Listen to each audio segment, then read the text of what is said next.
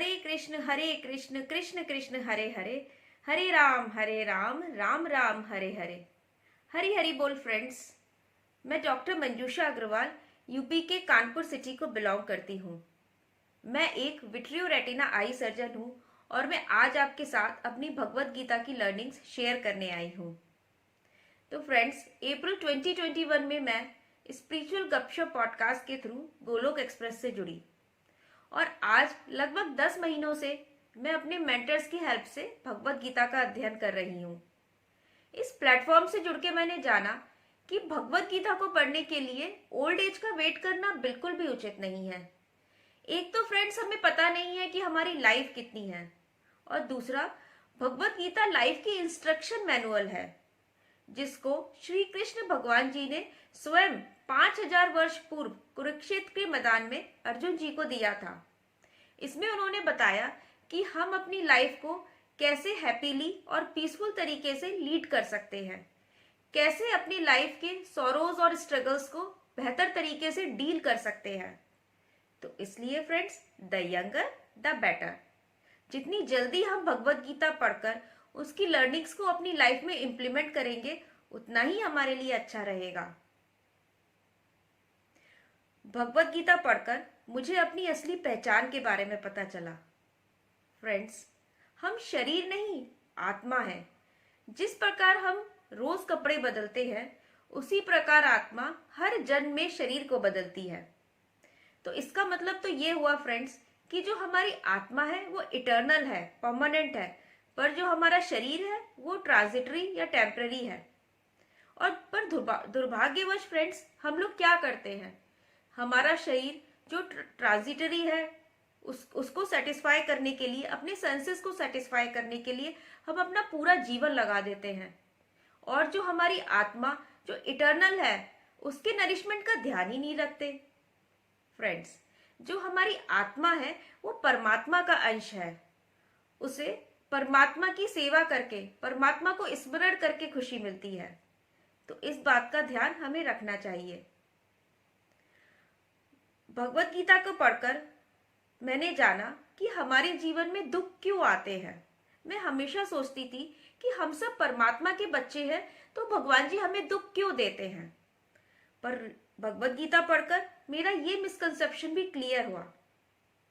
Friends, जिस प्रकार आपने देखा है कि हम बीज उगाते हैं तो जो पेड़ है उसको आने में कुछ समय लगता है, इसी प्रकार जन्म जन्मांतर पहले हमने अपने कर्मों के बीज बोए हैं और उसका फल रूपी वृक्ष इस जन्म में तैयार हुआ है, और उसी को हम दुखों के रूप में भोगते हैं। तो इसलिए दुखों के लिए हमें भगवान जी को ब्लेम नहीं करना चाहिए। ब्लेम करने से हमारा और भगवान जी का कनेक्शन वीक होता है।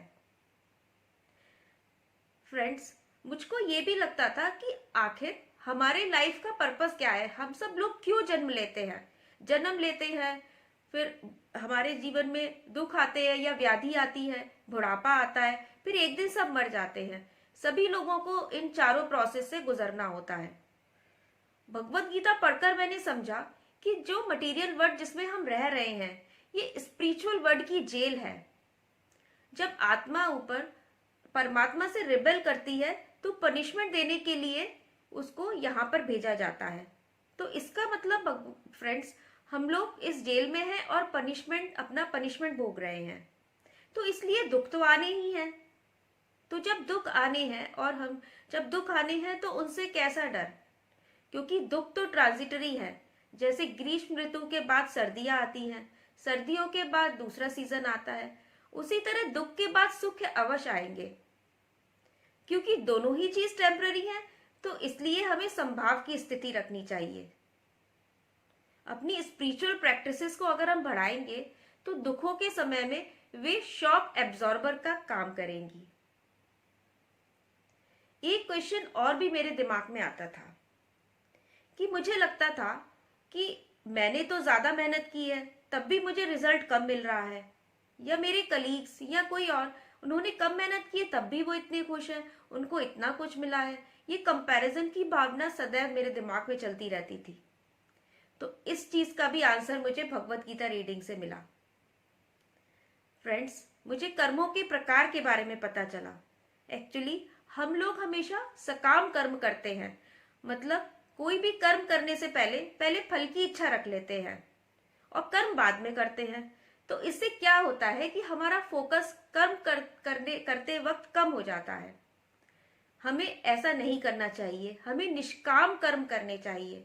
निष्काम कर्म का मतलब फलों की इच्छा के बगैर काम करना चाहिए। और ऐसा क्यों करना चाहिए? क्योंकि कर्म करना ही हमारे हाथ में है और फलों का डिस्क्रिशन, रिजल्ट्स का डिस्क्रिशन भगवान जी के हाथ में है। तो जो चीज हमारे हाथ में है ही नहीं, तो उसके बारे में क्या सोचना और चिंता करना। और इस निष्काम कर्म से भी बेहतर गीता जी में एक और कर्म बताए गए हैं, कृष्ण भावना भावित कर्म करना, यानी एक्शंस इन कृष्णा कॉन्शियसनेस। मतलब अपने कर्मों को ड्यूटी समझ के भगवान जी की प्रसन्नता के लिए करना। फ्रेंड्स, आप बिलीव नहीं करेंगे, ऐसा करने से जीवन आनंदमय हो जाता है, क्योंकि कुछ स्ट्रेस ही नहीं रहती। हमको लगता है हमें किसी दूसरे को प्रसन्न नहीं करना, बल्कि अपने परमात्मा, अपने श्री भगवान जी को प्रसन्न करना है। और हम हमेशा खुश रहते हैं। फल की इच्छा करते नहीं है तो फिर मन से बोझ भी कम हो जाता है, मैं का भाव भी कम हो जाता है।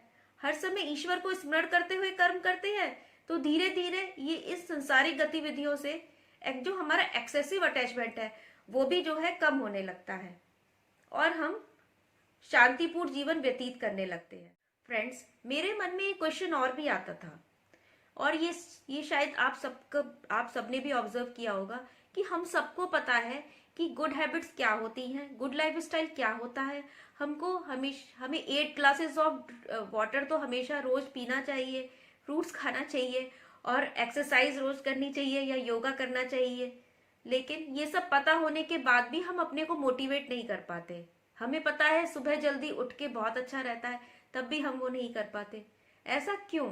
ऐसा इसलिए फ्रेंड्स, क्योंकि जो हमारा ये मन है ये एक शैतान बच्चा है, ये माया का एजेंट है। तो भगवत गीता में भी अर्जुन जी ने बोला है, वो हवा के बहाव को तो कंट्रोल कर सकते हैं लेकिन मन को नहीं। तो श्री कृष्ण भगवान जी ने उनको सोल्यूशन बताया कि हाँ, ये तो बात सही है कि मन को कंट्रोल करना कठिन है, पर असंभव नहीं है। इसको प्रैक्टिस और डिटैचमेंट के द्वारा हम कंट्रोल कर सकते हैं। फॉर एग्जाम्पल, जैसे हम अपनी स्पिरिचुअल प्रैक्टिसेस को ही लें, अगर हम रेगुलर नाम जाप करेंगे, आरती करेंगे, भोग लगाएंगे, तो नित्य निरंतर करने से हमारा मन की भटकन कम होगी, हम अपने मन को ट्रेन कर पाएंगे। और इसी तरह चाहे मटेरियल वर्ल्ड हो चाहे स्पिरिचुअल लाइफ हो, हम उसमें जो भी चीज फॉलो करना चाहते हैं उसको कर पाएंगे। फ्रेंड्स, मैं एक चीज और भी सोचती थी कि हम रोज सेम टू सेम कठपुतली की तरह काम करते हैं। सुबह उठते हैं, अपने घर का काम करा, फिर हॉस्पिटल में जाना, फिर उसके बाद सोना, और ये सब मैं सोचती थी क्या सिर्फ लाइफ का पर्पस यही है, सोना, खाना और एंजॉय करना? ये सब होने के बाद भी लाइफ में एक इनकम्प्लीटनेस सी रहती थी, समझ नहीं आता था क्यों। तो पता चला, भगवत गीता पढ़ के पता चला कि हमारी लाइफ का असली लक्ष्य क्या है। हमारी लाइफ का असली लक्ष्य है आत्मा को नरिश करना, आत्मा को परमात्मा के संसर्ग से खुशी मिलती है। तो हमने जाना कि जब हम 4 पिलर्स ऑफ स्पिरिचुअल लाइफ, सत्संग, साधना, सेवा, सदाचार को फॉलो करेंगे, तो फिर हम और श्री कृष्ण भगवान जी को अपने हर कार्य में ऐड करेंगे, तो लाइफ में आनंद ही आनंद है। फ्रेंड्स, हमारी ह्यूमन लाइफ बहुत ही प्रीशियस है, हमको 1 मिनट भी वेस्ट नहीं करना है और अपने जीवन के हायर पर्पस को अचीव करने के लिए बहुत मेहनत करनी है, प्रैक्टिस करनी है। जब हम लगातार स्पिरिचुअल प्रैक्टिसेस करेंगे तो श्री भगवान जी हमारी बुद्धि में विराजमान हो जाते हैं। वो हमें खुद गाइड करते हैं कि हम क्या करें लाइफ में, कैसे आगे जाए, कैसे हम और अपने हायर पर्पस को अचीव करें। और जब हमारे बुद्धि में भगवान जी बैठ जाते हैं तो जब ये अंत समय तो आना ही है, ये तो हमको पता है कि जो डेथ है वो सरप्राइज है, हमें पता भी नहीं है कि किस पल हमारा ये जो है डी टाइम आएगा। तो फिर जब हमारी चेतना में भगवान जी रहेंगे, तो अगर हम और अंत समय में भगवान जी को याद कर पाए, तो भगवान जी ने हमें गारंटी दी है कि जो भी मुझको अंत समय में याद करेगा, मैं उसको अपना परम धाम अवश्य प्रदान करूंगा। और आपको पता है फ्रेंड्स, जो भगवान जी का परम धाम है, गोलोक धाम है, उसमें आनंद ही आनंद है। वहां हम भगवान जी के साथ रहते हैं और वहां पे जन्म, मृत्यु, व्याधि, बुढ़ापा कुछ नहीं होता। तो इसलिए फ्रेंड्स, हमको अपने लाइफ का पर्पस, जो असली पर्पस है, वो आइडेंटिफाई करना चाहिए और उसी के अकॉर्डिंग अपनी लाइफ को लीड करना चाहिए। एक और बात फ्रेंड्स, मैं बचपन से देखती थी हमारी फैमिली में मम्मी कहती थी कि भोग लगाओ, और हमेशा खाने के पहले हम लोग भोग लगाते थे। पता तो कुछ नहीं था, लेकिन क्योंकि मम्मी पापा कहते थे तो वो करते थे। अब भगवत गीता पढ़ने से मुझे भोग की इम्पोर्टेंस पता चली। मुझे पता चली कि भगवान जी प्राइमरी भोक्ता है और हर चीज हमें, भोजन हमें भगवान जी को ऑफर करके जब हम ग्रहण करते हैं तो वो प्रसाद बन जाता है। भगवान जी उसमें अपनी ब्लेसिंग्स डाल देते हैं। तो इसलिए हमें चाहे खाना हो या कोई और भी चीज यूज करें, उसको पहले भगवान जी को ऑफर करनी चाहिए, क्योंकि आखिर सब दिया तो भगवान जी ने है। उसको ऑफर करके हमें उनको अपना ग्रेटिट्यूड दिखाना चाहिए, जिससे भगवान जी हमें ब्लेस करें। फ्रेंड्स, भगवान जी के प्योर डिवोटीज की चेतना में हमेशा भगवान जी विराजमान रहते हैं। वो हमेशा उनकी बातें करने में आनंद की प्राप्ति करते हैं, उन्हीं से जुड़ी बातें डिस्कस करते हैं। और जो उनको भगवत ज्ञान मिला है, उनको लगता है कि जो भी प्राणी इसको पाना चाहता है उसको शेयर करे।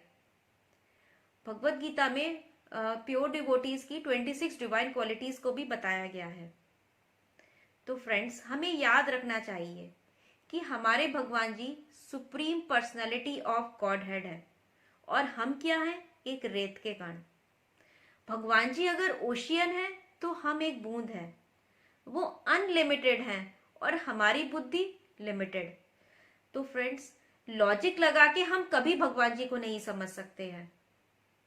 सिर्फ और सिर्फ हम किससे समझ सकते हैं? प्रेम के द्वारा, अनन्य भक्ति के द्वारा, अनअलॉयड डिवोशन के द्वारा।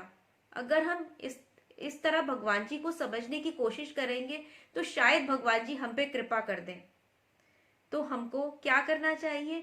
कृष्ण भावना भावित कर्म करना चाहिए, जगत कल्याण करना चाहिए। 4 पिलर्स ऑफ स्पिरिचुअल लाइफ, सत्संग, साधना, सेवा, सदाचार को फॉलो करना चाहिए। अगर हम ये सब करेंगे तो इस जीवन में तो हमें आनंद की प्राप्ति होगी ही होगी, बल्कि जो हमारा भगवत धाम जाने का रास्ता भी प्रशस्त हो जाएगा। तो फ्रेंड्स, भगवत गीता पढ़ने से मेरी यही लर्निंग्स बनी है और मैं ईश्वर की कृपा से इनको फॉलो भी कर पा रही हूँ। और आपको बिलीव नहीं होगा फ्रेंड्स, लाइफ बहुत आनंदमय हो गई है। अब हर पल एक जोश रहता है, लगता है कि हमें अपने भगवान जी के लिए, उनको इम्प्रेस करने के लिए सब काम करने हैं, तो जुगने जोश के साथ करते हैं। हर छोटी छोटी चीज में, छोटी छोटी चीजों में हम आनंद का अनुभव कर रही हूँ। लाइफ में जो एंग्शियसनेस थी वो कम हो गई है, काफी परसेंटेज में कम हो गई है। निर्भयता आ गई है। एक पहले अनजाना सा डर लगा रहता था कि आगे क्या होगा, पर अब लगता है कि भगवान जी तो सब संभाल ही लेंगे। फ्रेंड्स, आप सब भी भगवत गीता को जरूर पढ़िए। और जो हमें भगवत गीता में जो चैंटिंग के बारे में बताया गया है, स्पिरिचुअल प्रैक्टिसेस के बारे में बताया गया है, उसके कॉम्बो से तो लाइफ में मैजिक ही हो गया है। तो मैं आप सबसे रिक्वेस्ट करूंगी कि आप सब भी इसको फॉलो करें। श्रीमद् भगवत गीता की जय। ना शस्त्र पे, ना शास्त्र पे, ना धन पे और ना ही किसी युक्ति पे, मेरा तो जीवन आश्रित है प्रभु केवल और केवल आपकी कृपा शक्ति पे। हरि हरि बोल, हरि हरि बोल।